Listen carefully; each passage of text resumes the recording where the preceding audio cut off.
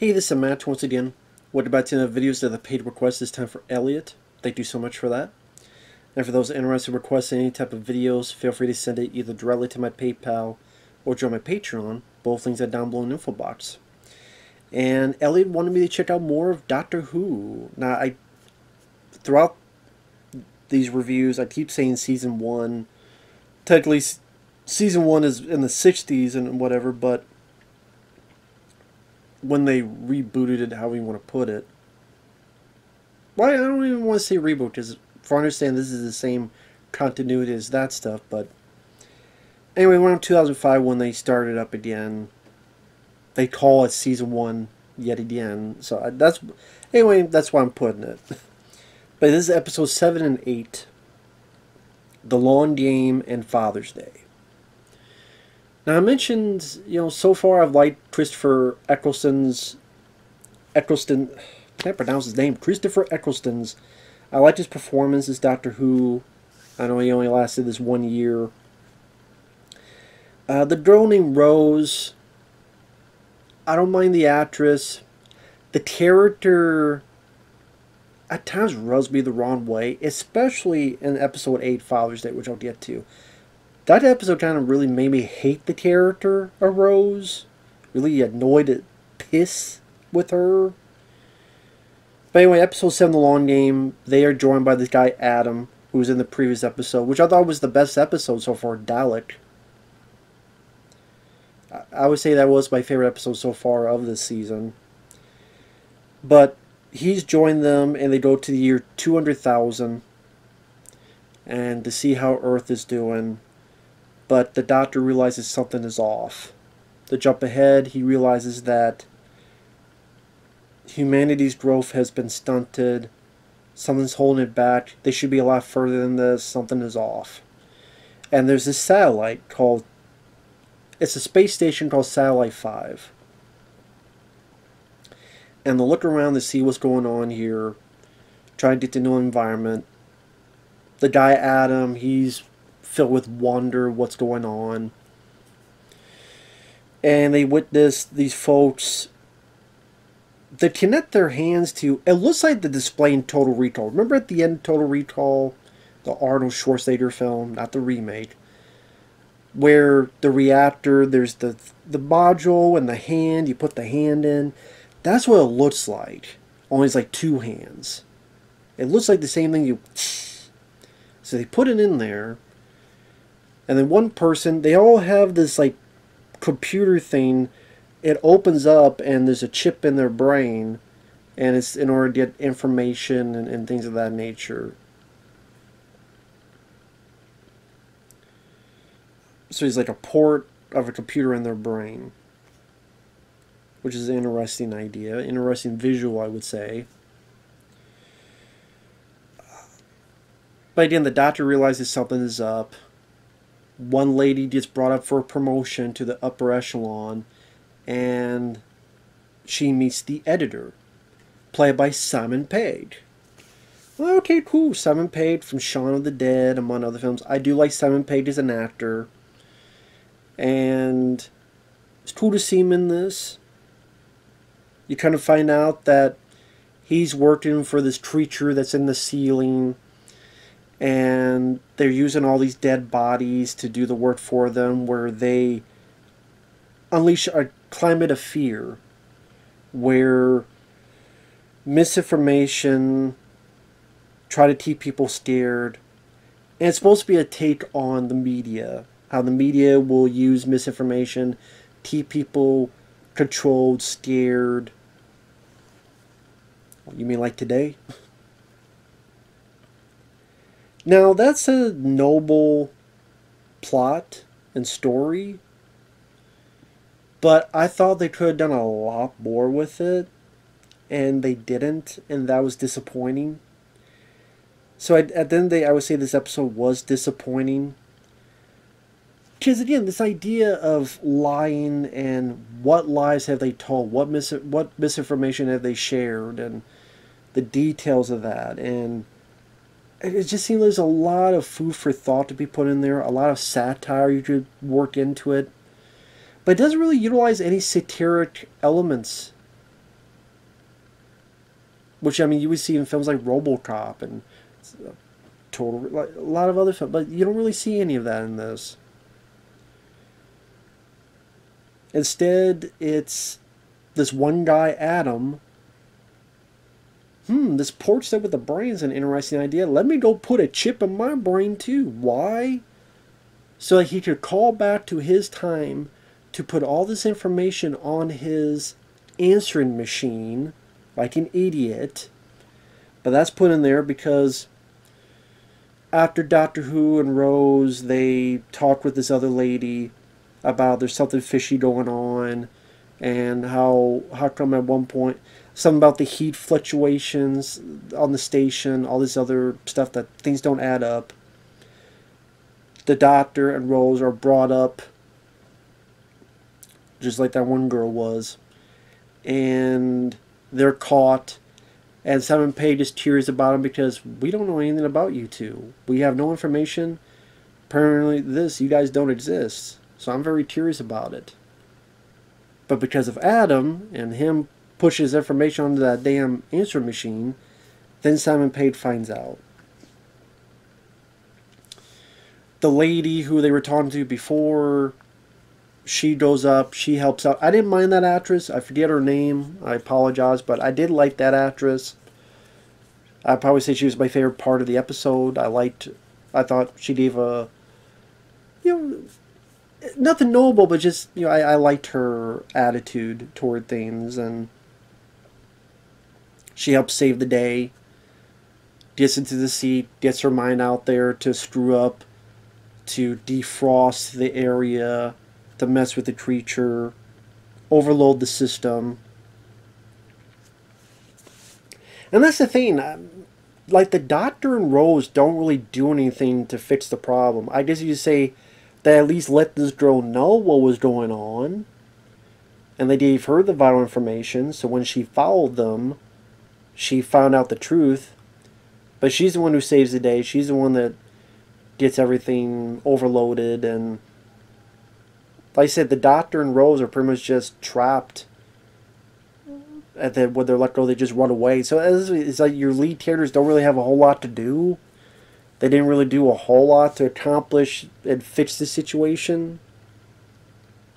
So they just seemed, for the most part, witnesses. And Adam, I didn't care about anything about that character. I didn't care about his answer machine crap, him screwing up, which is why he was there. He was there to screw things up. So lo and behold, the Doctor takes him back, breaks his damn answer machine. You gotta live with this damn thing that each time you do this, which you would think there'd be a better motif for opening this thing than just this. You think that'd be a pretty, I don't know, that wouldn't be really the smart thing to do, is just this. Just anybody could do that. It's like, maybe have something a bit more food for thought as to how you get your damn head open.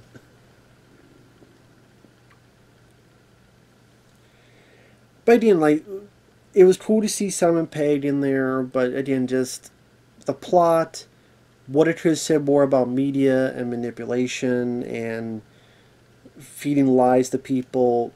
It just felt there's a lot left on the table for satire that I really didn't delve into.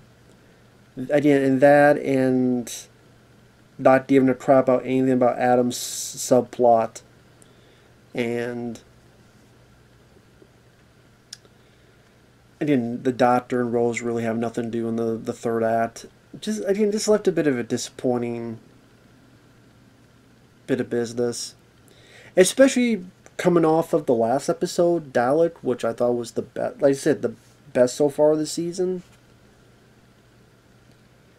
Like I said, it felt like there was a lot more potential that I didn't really capture. Father's Day was a bit better.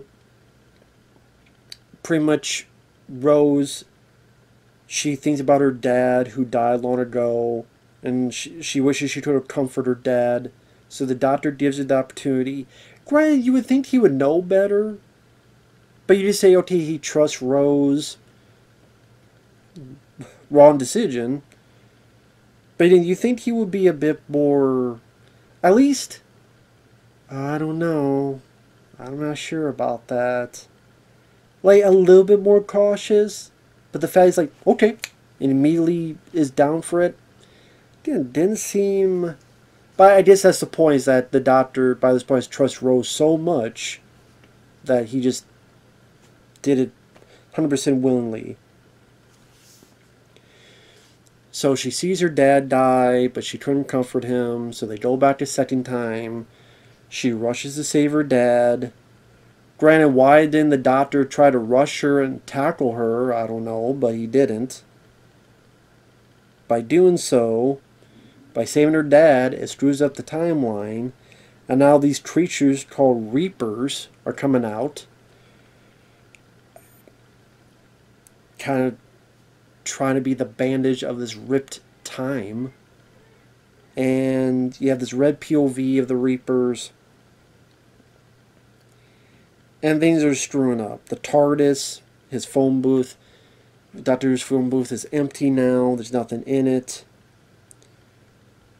And the Reapers are kind of this dragon flying creature type of thing, gobbling up folks left and right. It ends with our characters having to hole up in this church and trying to figure out what to do next. Now, I didn't mind the guy who played the dad character. I thought that actor did a good job portraying this guy who meant well, had a wife who seemed pretty bitchy and argumentative and untrustworthy, because, oh, who's this girl? You cheating on me? And he's like, no. Eventually the dad is able to figure out that Rose is his grown up daughter, now that he sees all this crazy stuff. He was the best part to me of the episode. Especially with the finale where he has to make this very important decision. And the reason, the way he acts it out and the way he conveys it in dialogue. But I said this earlier. I said it was a bit better than The Long Game. It's hard for me to say I liked the episode, because I hated Rose in this. I'm sorry, I forget the actress's name, but it made me hate the character Rose. It really did. Because, okay, she saved her dad. I get it. Granted, the doctor should have known better, but I get it. But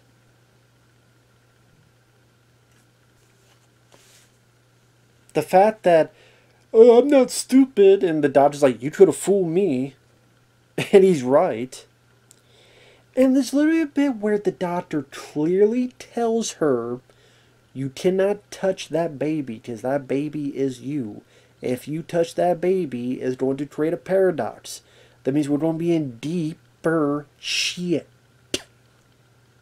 Do not touch that baby, or we will be in deeper and deeper underground and be buried up to our necks in shit. So what happens? Her mom and dad have a fight. The mom has the baby, moves it, and Rose just goes, okay. And the dad's like, no, what are you doing? So Rose like, oh, okay, yeah, sure, I'll touch the baby. Duh. So now, a paradox makes him more pissed, breaks to the church. The doctor has to give his life and get eaten up because Rose is an idiot. Rose is such a dunce. This is all my fault. Yes, it is. Now someone shoot this bitch in the head. That's where it really killed it for me. It's like, we gotta have a way for things to elevate, where now the doctor is gone and things are more dire straits. How do we do this?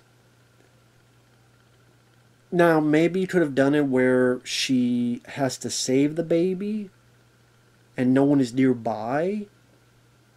Because if she doesn't save it, then she dies. But then, sadly, by doing that, creates this paradox. But she did to save the baby, because no one else was there.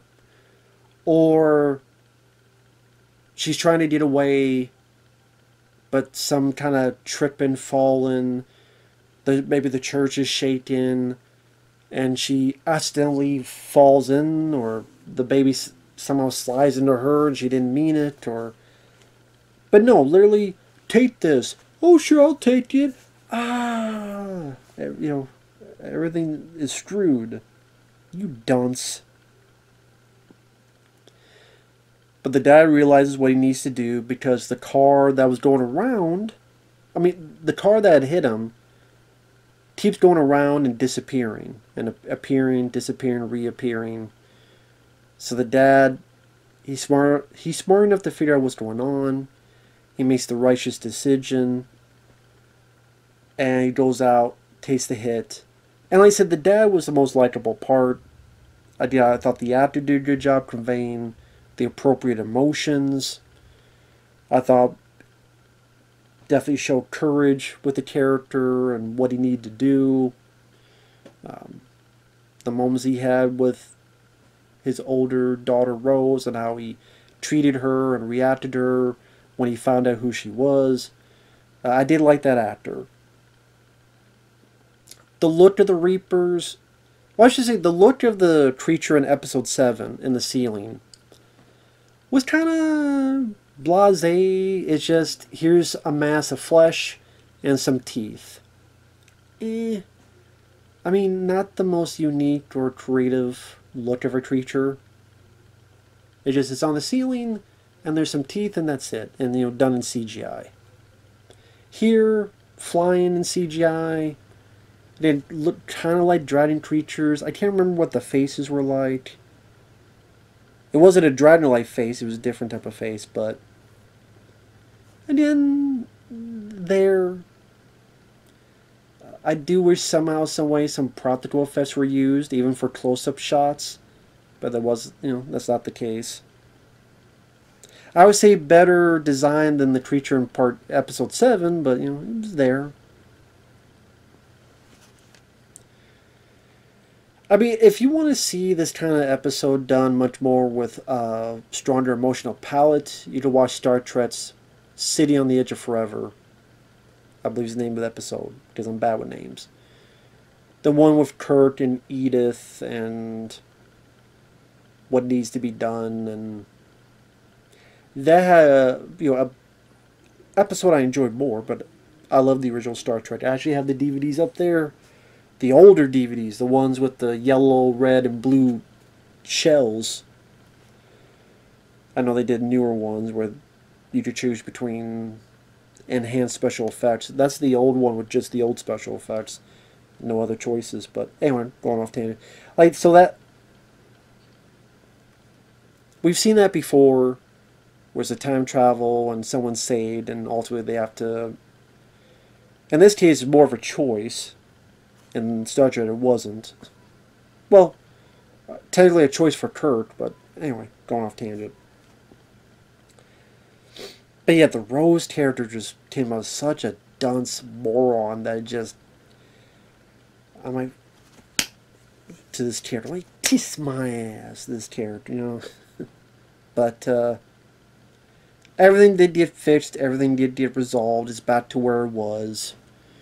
And it shared some moments between Rose and her dad, and you did a little bit of development on that and who her dad was.